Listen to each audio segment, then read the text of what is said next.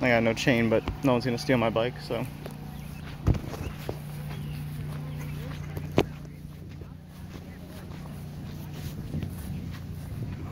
my God.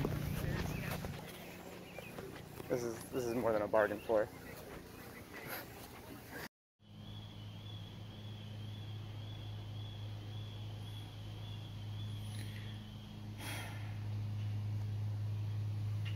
So this is actually one that I planted. My brother plants like 99% of the rest of them. I couldn't even name half of these. But this one is Penstemon digitalis, the foxglove beard tongue, which is just what a ridiculous name for a plant. Foxglove beard tongue. It's just the wackiest. I really like this plant a lot. This is full bloom, and yeah, it's pretty darn nice. Penstemon digitalis, foxglove beard tongue. So as an update, this is the Coreopsis tick seed, and now they're in like full bloom. I mean, look at this. I mean, last week there was like a couple of them, but now they're really blooming. And then right here, that's the lupin, and then over there, this is more lupin that's kind of a little bit out of bloom, and then behind that's the red columbine. Still in bloom. Just as like a random side note before I get biking, the Oriental Bittersweet can get out of the way. Ugh, geez, it's more Oriental Bittersweet than anything else. It's already killed the sumac tree. Well, it was a sumac tree, but now it's just Oriental Bittersweet. So that sucks. But yeah, this is the sumac, the part that survived. This will turn into that red stuff that you'll see later on in the season. More like early fall.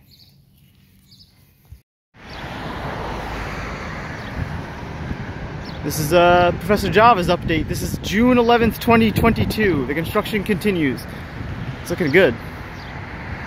Oh, they're actually working on it. There's actually like people there.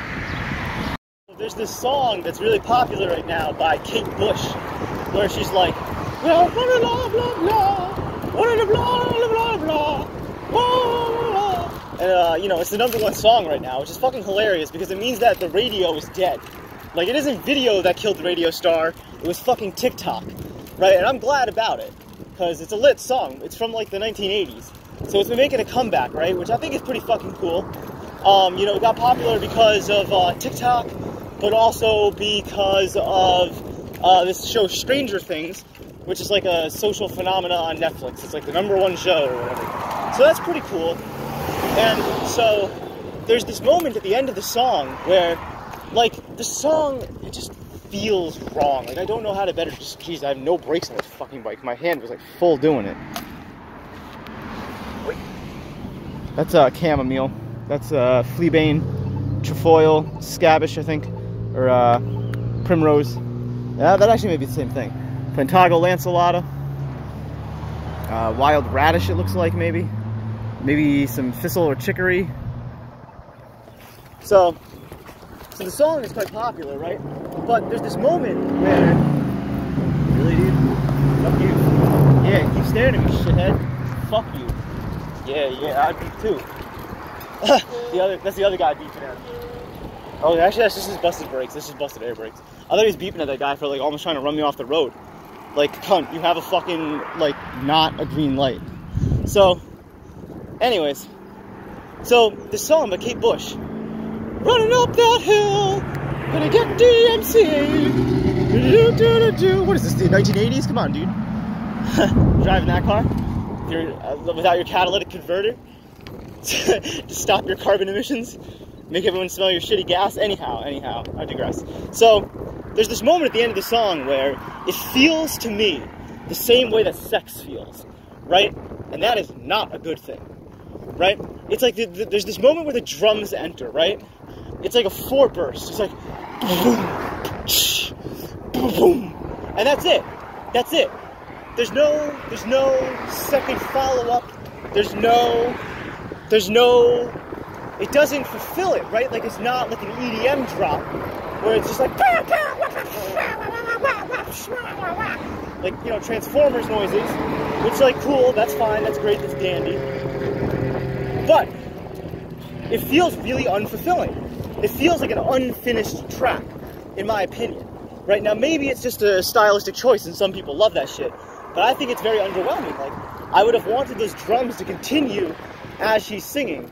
Like, it should be like, ba ba ba ba ba, within the background, the boom boom boom, boom boom boom, and like that would be ideal. What are you doing, dude?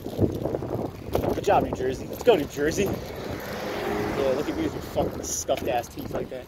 Fuck you, New Jersey. Worst state in the union, by the way. Worst fucking state in the union by far.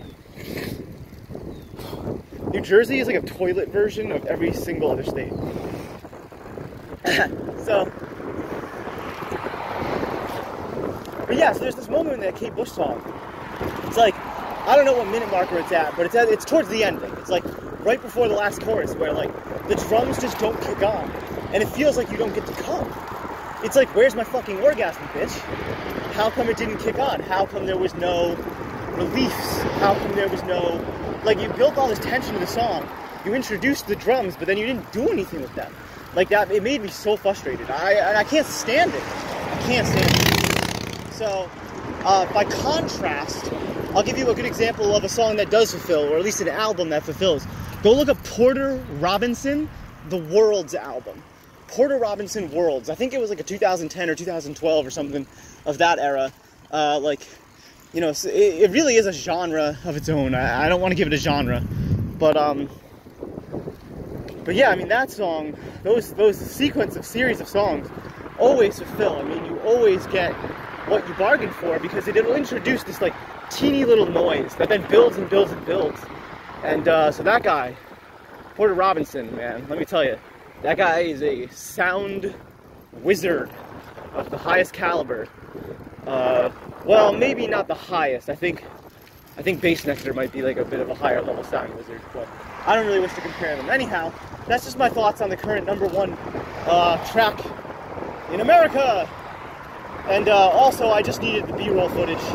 I just needed the B-roll footage of me just like biking along, you know. I needed some B-roll footage because a lot of my footage lately has just been like this. Like there hasn't been like much footage to like look at. It's just been like my chin. So now I have some like cool movement, you know. So thanks for joining. Today's June 11th, 2022. This is Rainbows and Razor Blades. We'll be back after this.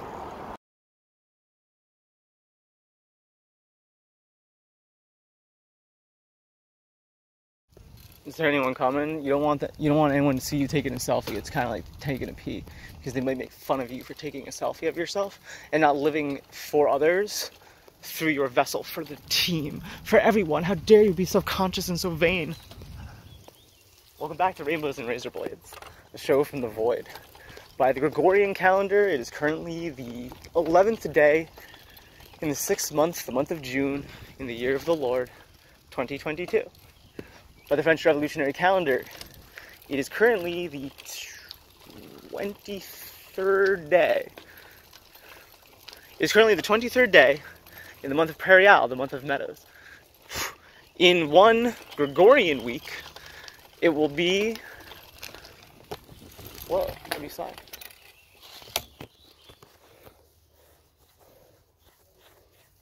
I mean, this one's everywhere.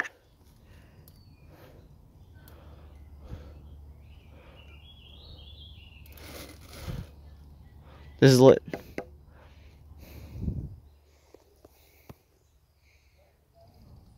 We come live today from Anley Pond. Oh, and it'll be Macedoor, the month of harvest.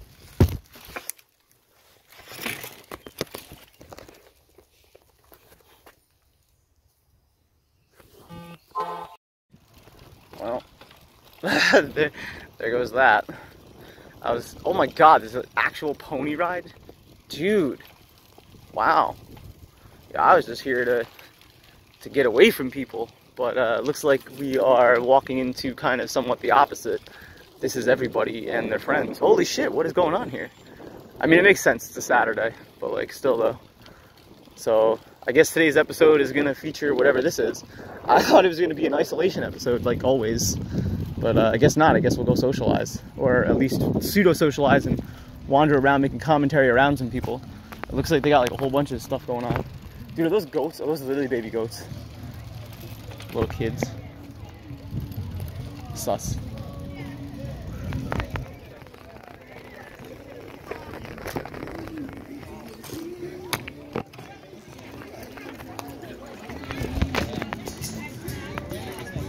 $7 lemonade. No thank you.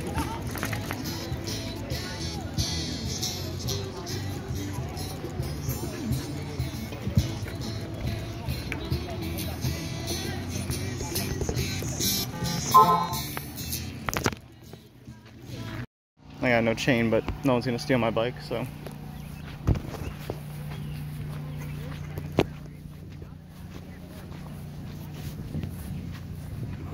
my God. This is more than a bargain floor.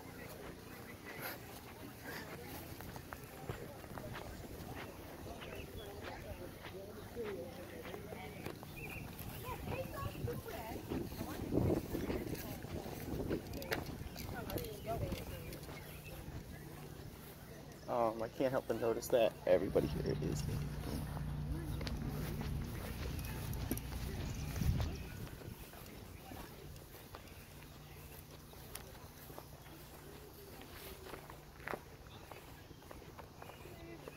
Hello.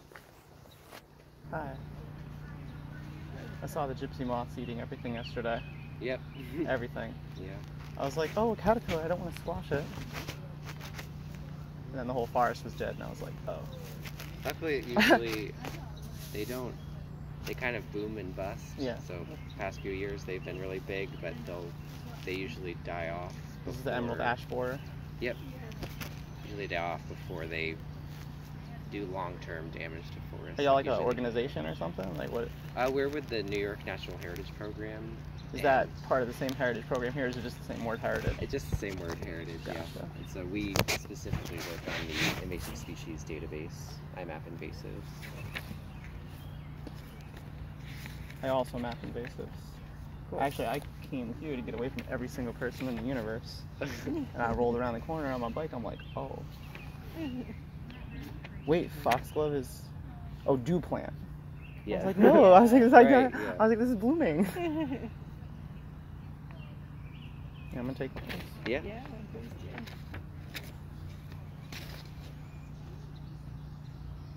Well, probably talk more after I check out the garden.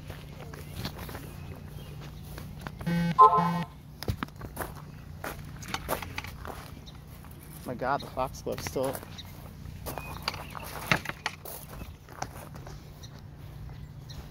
Good footage, huh?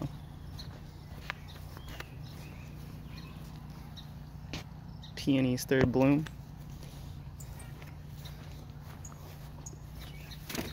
Oh.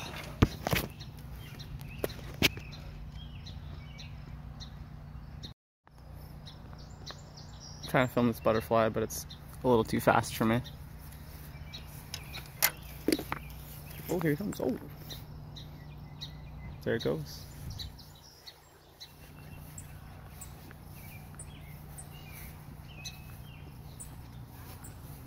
So what is this plant? It's not valerian, is it? Maybe I've been misidentifying it. I had identified this as something else. Oh, this one is scabious.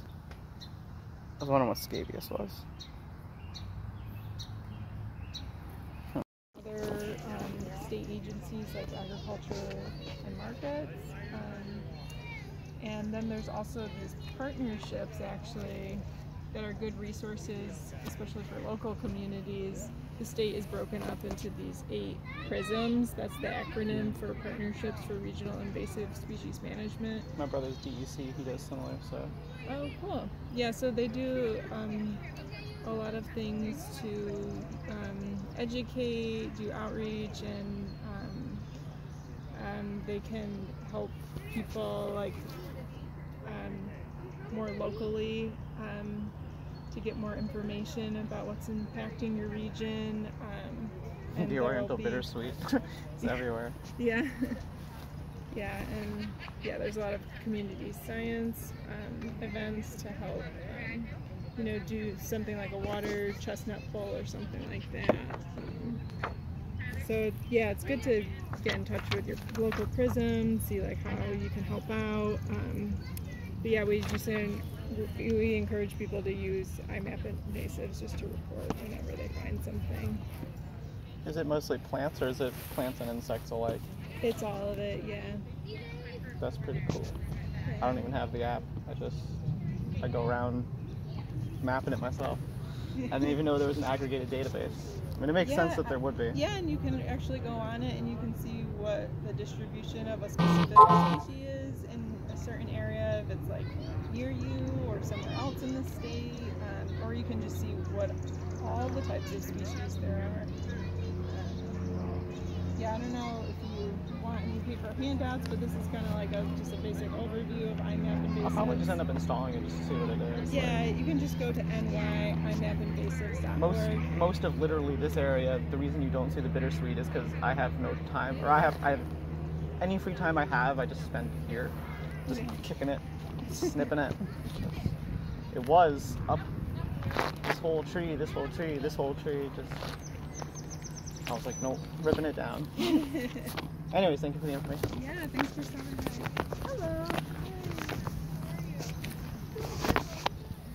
by. Hello. I can't talk to women. Yeah, I just. You can get one or the other. I can't You do want it. the octopus? That's the wrong choice, kids. The octopus is the choice. What's this kid doing? How you gonna get a choice and then not choose the octopus? It's clearly the wrong choice. Boy, I actually can't hold conversations. This is going right back in my ear. So, I think I've had enough of every bit of this. So, probably will take off, go elsewhere.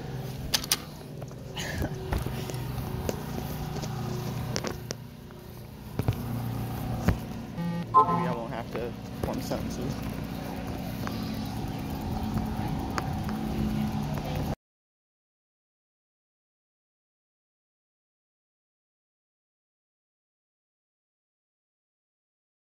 Okay, so I'll show you where I am. This is Anley Pond. This is like, I don't know. I mean, for those of you who watch my show, you kind of know that this is like the update spot. I actually think some of my earliest episodes may have been uploaded to the internet from like early March that were here when I was still wearing like a red coat, but the like plants were starting to poke up, but I'm not sure if that's true. Anyway, this bed of thyme is just fucking amazing. So I'm gonna eat some of this. I'm really like gonna enjoy this. And actually there's so much of it that I can strip the leaves off of it. But what I really wanted to show you and why I stopped is this flower right here. This one is called Deptford Pink. And this is one of the most beautiful flowers. It really is the most pink flower out here. Here, I'm gonna flip the camera around. You'll be able to see it in a second. POV, you are me looking at the flowers. So Deptford Pinks, I mean, besides the really obvious like pink nature of them, the way that you can tell that it's Deptford Pink and not like just another species or like one that is similar, like maybe prairie phlox, is that inner red ring. Well, maybe not red, but like maroon. You see that? That right there is indicative of Deptford Pink. The other way you can tell is the little white spots that every single one of them has. And that's actually not, like, that's actually part of the flower. That's not, like, a rarity. And then the other way you can tell is the 5 flowers, but more specifically, the edges of the flowers are kind of jagged and jaded, or whatever the word is. I think this is potentilla right here, just kind of like chilling, like right next to it. And then this is like a locust tree. You can tell because of the little thorns that it's actually like this could be a full-blown tree someday. But yeah, this is called Deptford Pink, and I really like this flower. It is the most pink flower that you'll find. I mean, this is like neon pink. It needs no color correction because sometimes I have to like tell you if it needs color correction. But yeah, so this is Deptford Pink, and today is June 11th, 2022, Anley Pond. I want to just explain like why I can't hold a conversation, but yet why I'm so like recklessly willing to get into conversation with people, notwithstanding the fact that that girl was cute, which had less to do with it than just I was curious. If anything, that's why I was talking to the guy the first time, because I was like, oh, I can't talk to her, she's too hot, it'll be a problem. But then I saw he was on his lunch break and I was like, So when I talked to her, but like, so the reason I can't hold a conversation has nothing to do with like the feelings of being enamored or like overwhelmed by their hotness. I actually am not even able to keep eye contact, so that's not really even a concern. So here's what it is. So sensory processing is something that for me, and this is probably what the difference between most people and me being quote-unquote divergent, what the divergence is more particularly, is that for me, sensory immersion, oh look, spiderwort. Here, we'll stop back for the spiderwort later. I'm gonna get out here and keep talking. So for me, like the sensory processing actively, like active noise canceling, most people's brains have like an active noise canceling, so to speak, right? I'm being metaphorical, but also literal, right? Like most of their brain and most of my brain are doing the same thing, but their brain seems more proficient at it, right? I can't really tune out certain stimuli. So I'm literally, and I mean this, I'm literally listening to everyone's conversations around me. Now that doesn't necessarily mean that I'm like a genius and that I can follow everyone's conversations. Sometimes it actually can feel that way, but I get very overloaded. So it's like a superpower, but there's a kryptonite to it. So, you know, in the shadow of that superpower comes a vulnerability, but I have outgrown the insecurity, right? I can talk to anybody about things I'm interested, but if it's a cordial conversation and like, I have to be very tactically mindful to mask, like, okay, Sarah, even though this is your safe space, it's not actually yours, right? Which means that in this moment, you're on your best fucking behavior. No spitting, no swearing, even if you're thinking it, even if like the most, and here's the ironic part, right? The most depraved thoughts will enter my mind. Not maybe the most depraved, but like sometimes, yeah, like the most depraved thoughts will just like enter my mind, right? Intrusively, just to fuck with me, like, hey, pay attention to us. Stop paying attention to that. Stop having your attention pulled, right? And I think what this is an attempt to do is an overactive cancellation system, right? It's a maladapted process that I had to learn in order to keep my own sovereign space in a system that sought to annihilate me, to reduce me to nothing. And I speak, of course, of public school, but also of society holistically in the modern era, right? The over-socialization that Ted Kaczynski bitches about. Wow, look what the waterline was. That's wild. Actually, that may not really be where the water line was. That may be wrong. But I think it was, because we've had a lot of rain. And then, so anyways. So I wonder, right, about myself. And I have all these thoughts in my head that most people don't seem to have, or maybe they do have, but they just, like, they mask it better, but that doesn't seem right. Or maybe they do have them, but they can select the time and the place where that they matter, or when that they can process them. Dude. Listen, nothing I'm saying concerns you, okay? You gotta understand for a second that I'm talking some real spiritual shit here, and I'm not trying to insult you or nothing, but you're a fucking turtle. You're a snapping turtle, and I mean that endearingly. But the stuff I'm talking about, like, if you don't have autism, you're not gonna like it. Or maybe you will. Maybe you're also neurodivergent. And this could be a neurodivergent turtle. I don't mean to speculate. And I don't mean to apply it as a pejorative to the turtle. Right? Like, even if it was an autistic turtle, why am I gonna judge the turtle for being autistic? That'd be so rude. Just because he grows, like, algae on his back? That seems kind of rude. So,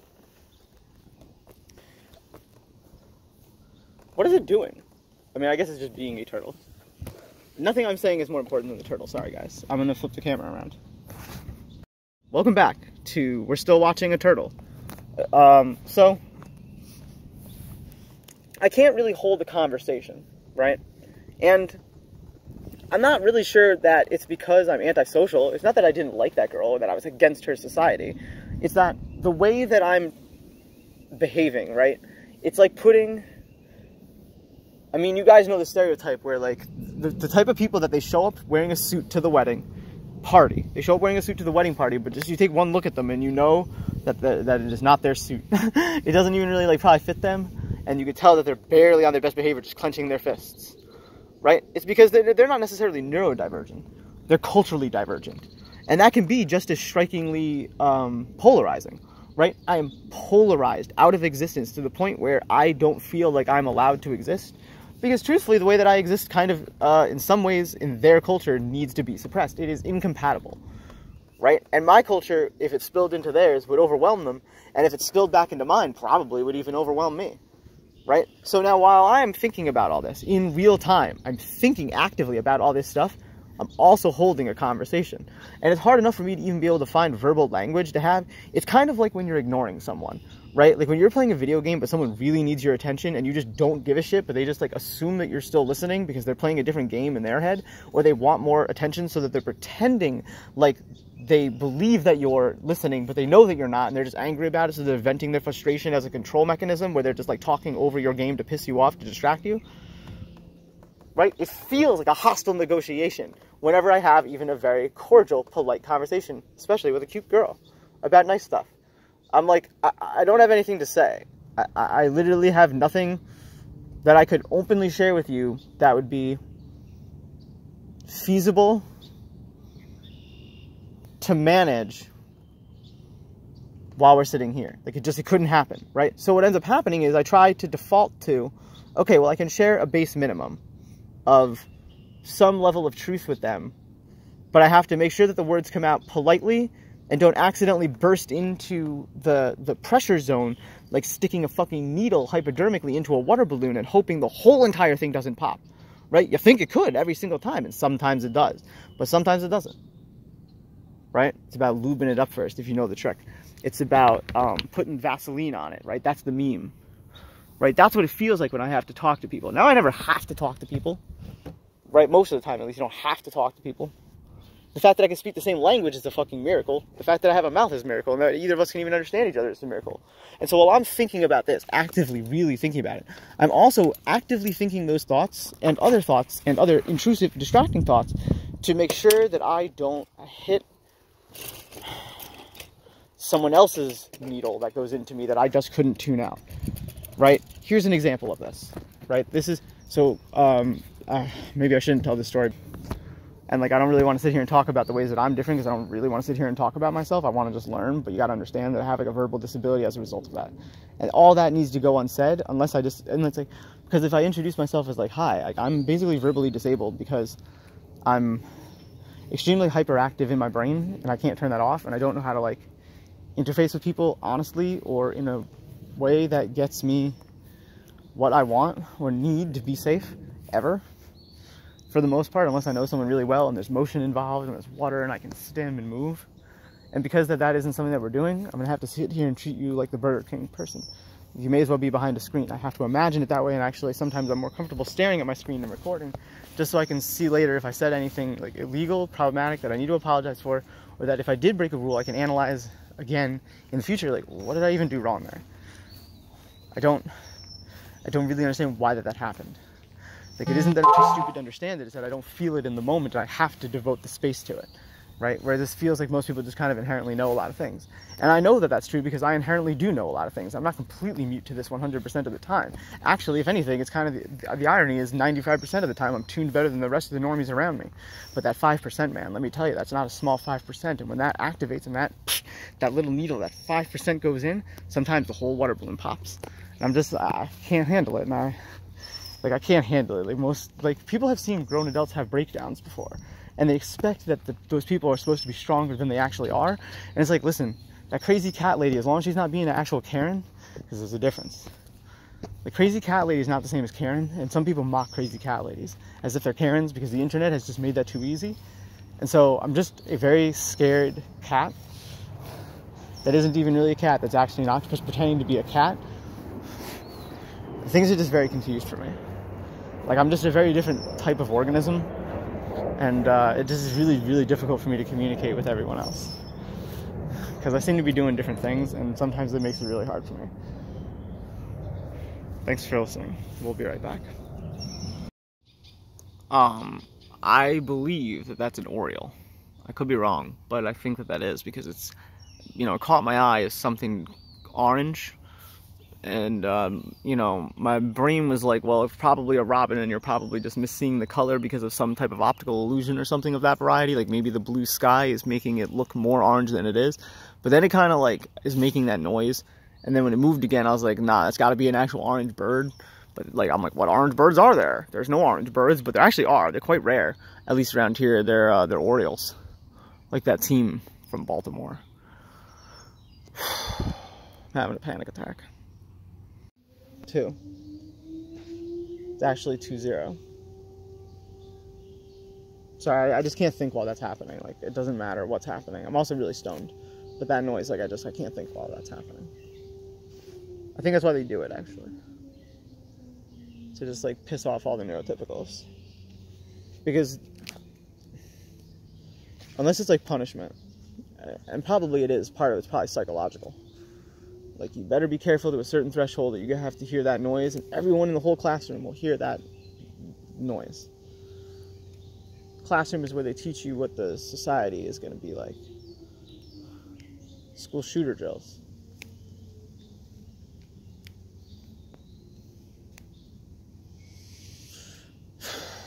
Imagine trying to have a one-sided conversation with the universe. And other people are just out there and you want to talk to them, but actually you're only capable of having a one-way conversation with the universe.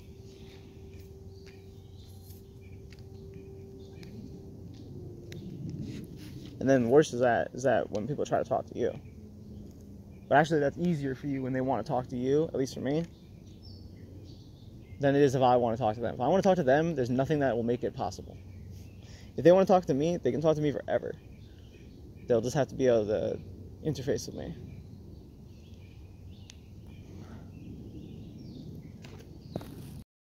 My partner, a lot of the time, not always, but a lot of the time makes me feel a lot better.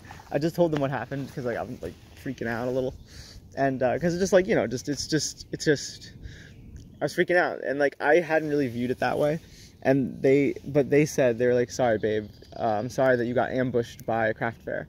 And I was like, it's funny because I didn't frame it that way. I frame it, it's actually more terrifying than that. It's that the shame and the fear is so internalized that somehow I will inflict myself on others, that actually I feel invasive. I feel, that's why I talk to the invasive people idea. It's like, yeah, same, like I'm an invasive species. I'm out here saying the sussest things every single time. I say the sussest things. I'm like the imposter from Among Us. Like I'm the idiot crew member that gets voted off the spaceship because they just can't stop saying sus things. I don't know why I do it. I don't even try to. I just can't help it. Like I have all these like intrusive thoughts. And then I'm honest about them. I'm just like, oh yeah, like all my intrusive thoughts. And people just look at me like I'm crazy. I'm just like, oh. Oops. It's funny because like I default to a layer of honesty that I don't even have with myself when I speak openly like that. And I'm like, oh geez, man, like I don't know what's real and what's not.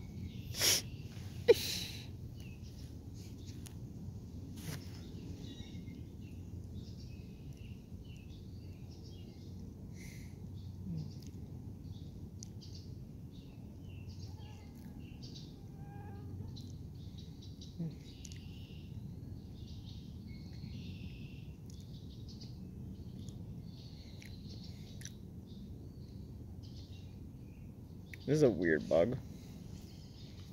Oh, the worst part is the echo. An unwanted conversation comes back as an echo, and it shouldn't. A lot of people do this. And a lot of people think of it as anxiety, and I think that's part of it. But I also think it's just like a natural processing, and is a healthy thing.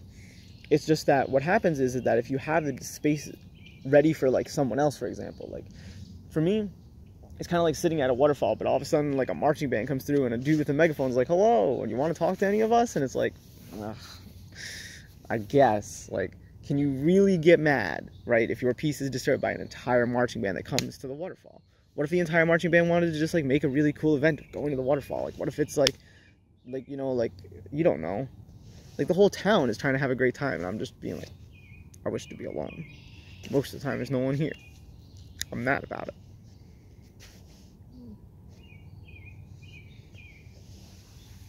The worst part is the echo, where the conversation comes back, like it hits you like a tidal wave, and then recedes, and you got to see what washed up. This is terrible out here. The pressure moved because the cloud moved, and as soon as that happened, the sun came back out, which pushed a lot of the ones that had dispersed into space this way. They all came this way. Knowing why things happen is very important to me, and I have to analyze things so that I don't make mistakes twice sometimes, or it could be literally deadly. Like, if I don't learn the very first time that a car honks at me that a car could kill me, I'm going to get fucking killed the second time. That's why deers die a lot. They can't learn that. A monkey can. So sometimes I devote too much thought space as if my life really depended on it, where most of the time it probably doesn't, which is why people mistake it as an anxiety response.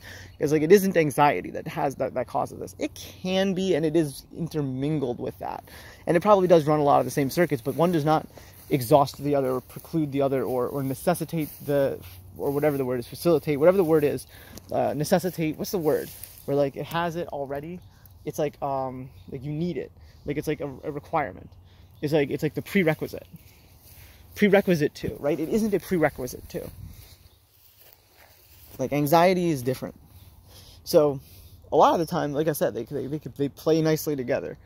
I ship them. Anxiety and racing ADHD thoughts. So trying to figure out, like socially, like what exactly did I do good and bad in real time is not healthy for me. That's why I record things, right? It's kind of like a body cam. It's like the cops don't have to sit there and think about what they did wrong if they think they're in the right, because the body cam will keep it, right? It isn't until they get home that later that night they're like, oh man, that's a lawsuit. Like I'm going to lose my fucking job and my career because that stupid little pussy wouldn't just show me his ID and I punched him in the face. I watch videos like that every single morning. It's been 15 minutes since I last recorded. Because I know, because I was on a phone call with my partner for 15 minutes just talking to them, and actually in that 15 minutes we discussed a lot that I wish had been recorded for my episode, but it's okay. So they're gonna come over and they're feeling hyperverbal, and they're usually not a real-time processor. They're usually not hyperverbal. They usually respond with like a wave file that just means like, yes, I am listening, and yes, I am processing later, and that is absolutely the truth. Like they process deeply, and they process like they remember everything that they need to remember. They filter out what they don't really need to remember, and they're pretty good at holding everything and deciding what they need later, which is intense. And I'm just like, holy shit, like it's like emotional engineering, which may be what it is. We were talking about like how like genetics get passed down, like maybe genetic memories do too, like who knows.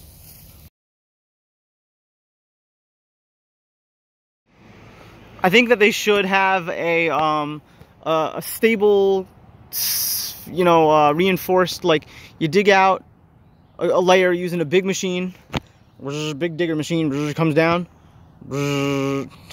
scoops out the earth, right? They fill cement in and drive a wood post into it, then, or like a metal post into it, doesn't really matter. And then it goes up and it forms a shelter, right? Now, preferably, the shelter will be rain-proof and also not infested with insects or birds. Like a tin roof, right? It invites wasps, right? It's a hazard, I get it, right? But there's no reason why they can't build a simple rain shelter out here for people who want to watch airplanes fucking savagely land in the rain. Like, there's a lot of us out here. And if there's not, why isn't there just a shelter? Is it because you don't want homeless people there? Good luck. You think that the homeless people are going to go there? They're not. Is it because you don't think that it could be a durable enough structure? Because that's a stupid argument. Especially they got this stupid thing right here, you know? I mean, just look at this stupid thing. Like, if they can build that, let alone all this, they can build a little tin roof or, you know, something over here, I think. That's just my idea, though. Why do they do that? Like, is it a budget funding thing? Like, you build this whole parking lot for all these people, and yet there's not a single stable concrete place with a picnic table? I mean, I guess a picnic table would invite people to sit there and litter. So honestly, I do understand not having like a place for pedestrians to get out. Like if it's just a car park, I can understand if that's the idea. But it could be a lot nicer, I'm just saying. And also over here, to me, it seems probably like a bad idea. It seems risky, right? Because you need fencing, is what it would be. If you have people out of their cars, you'd probably need fencing. That's probably what it is. It's probably a liability. All right, I defeated the idea. That's how we can be a Republican about this and not build it. Psych, it's the Democrats. Wow, the Pensum Digitalis. In the Milan Lotus, whatever the fuck, in the white yarrow, trefoil, the wild radish, cute, hairy vetch, dandelion, whole bunch of flowers out here today. Whole bunch. Veg straw, more trefoil, more radish. All right, it's all the same now. So, incursion of liability, right? That's why, you see this area over here? Right there, where you could have a perfectly good dog walking park, but for 4 reasons, right? Namely, where the fuck are people gonna park? Second, okay, but if they have dogs, then you gotta have a fence, right? Because otherwise those dogs are gonna run in the road, cause an accident, car's gonna go up on there, boom, hit some kid, boom, that's it, liability, right? liability. So, you can't do it. Yeah, we could turn the farmland into it, maybe. But, like, great. Now we've turned farmland into, like, some shitty dog park. Honestly, for a place for a dog park, it'd be pretty good if not for the military base right there. You don't really want civilians there, for any really reason ever. You don't want them lurking about, you don't want their dogs shitting, you don't want them fighting, you don't want the cops there. You just don't want them there. You don't want them running off in the road, you don't want them bringing kids, you don't want them there. You don't want them there. You don't want them going out there digging a hole or using a metal detector. You don't want them out there doing the most innocuous things with binoculars looking at an airplane. You don't want them there. So there's no park there, right? So, well, where's the closest park we can build, right? Because we really should have a park, you know? People like that shit. People love that shit. And it should be close to a bus line. It doesn't have to be on the bus line, but there should be a park on the bus line with public pedestrian walking ways. And so here we have it. This is it. There it is. Alfalfa, stinking whatever the fuck, chamomile, white clover, red clover, last year's coneflower, last year's Rudbeckia, also known as Black Eye Susan, and then some bullshit propaganda about the fucking Indians. God, man, like what a fucking joke, you know what I mean? And like it makes sense, right? Like it makes fucking sense to put this here. It does, it does. It makes fucking great sense. You know, and I'm not gonna sit here and pretend like this is an okay view, because it's a shitty view. That's why you go over there to watch. But you can't put the fucking park over there. That's why they didn't. So it's like, on one hand, I'm angry because I'm just like, this is just, what a joke. But on the other hand, I understand incursions of liability. Basic common sense. One of the things I want to do is develop parks. I want to develop public parks that are identical to this. It doesn't take much room. It doesn't take much man hours to create. Look how fucking lit that is. Look at that.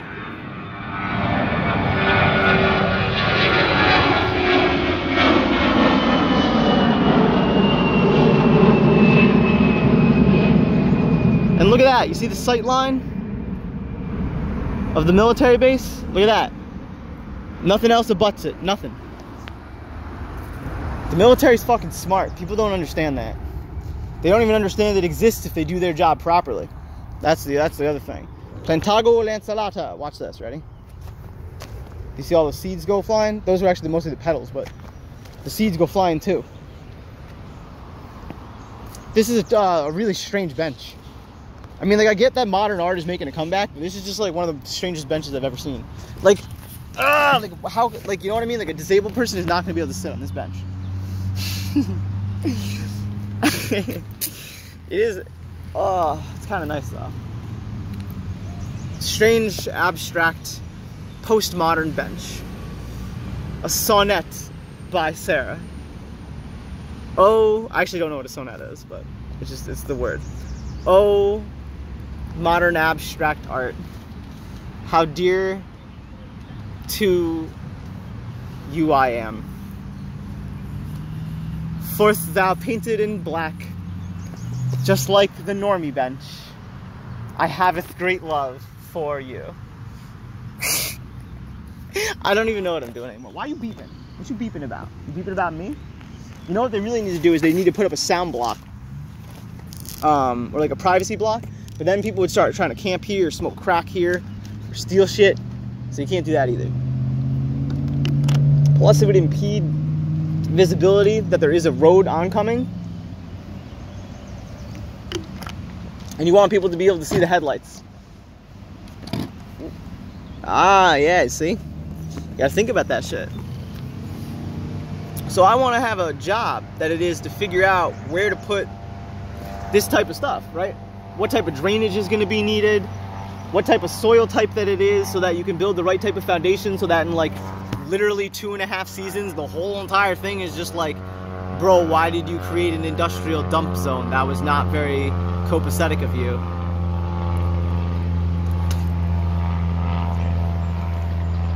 What the hell? How long has that been on me? Like the whole episode? I'm gonna play that clip. I'm gonna play this clip first if it's been a while. God damn it. That's demoralizing. Cause like I can't anyways. So I want to go around building public parks. In just like everywhere where there needs to be a public park. Here's the thing. People are really fucking good at that. Right? People are pretty good about building parks for the most part. There's a lot to consider. Most parks go relatively unused. I've never in my entire life seen another soul here. Which, like, why would you come here, you know? Like, unless you're really autistic and into airplanes. And if that is the case, why would you stop here and not just keep going? You may need a rest after, you know, walking, you know, your disabled ass off the bus line, the only bus line. But you gotta get to the airport because you gotta leave to go settle in a state, right? Or some bullshit, you know? Maybe you need like a heart transplant, although at that point you could just call it Uber, I guess. But what if you don't got money for Uber? I guess you don't got money for a plane ticket then. So why is your broke ass walking there in the first place? Now we don't have to worry about it. That's not so much incursion of liability so much as just like city building from the perspective of a redlining racist. Whoa, whoa, who brought race into this, Sarah? Oh. 1819, clear for the action. 19, mall 41510, constantly turbulent.